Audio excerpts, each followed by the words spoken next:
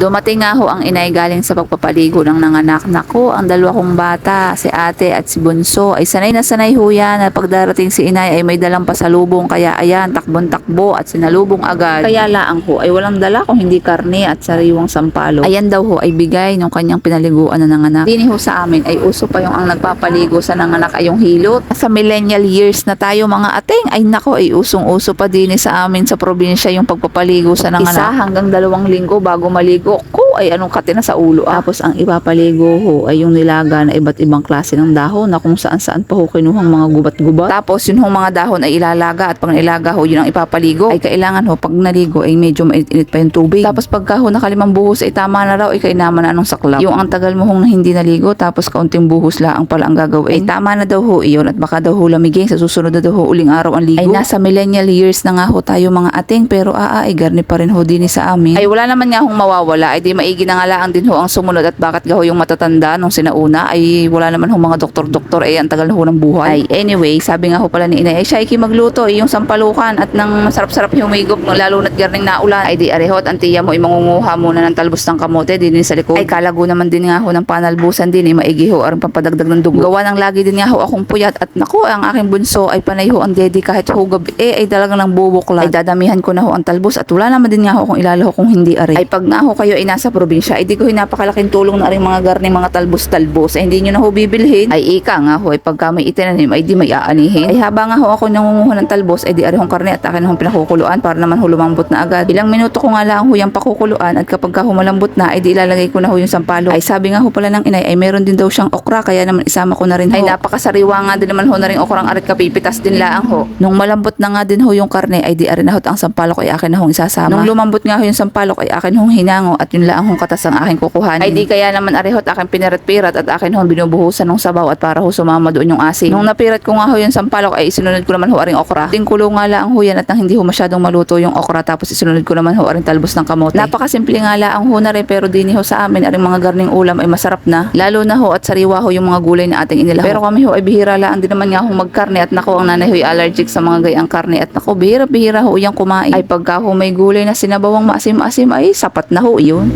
Ay pagka ho ang ina inyong kasama ay siya ay magiging vegetarian ho kayo ay lagi ho yung sigulay. Pagkatapos nga hong maluto ay di ari na ho kainan na ho tayo at nako ay medyo alauna na nga yata ho. At yun lamang ho for today's video. Maraming hong salamat sa inyong panonood hanggang sa muli. Bye bye. At kung kayo naman ho ay umabot sa part ng video na ito, please follow and pakishare na rin po. Marami pong salamat.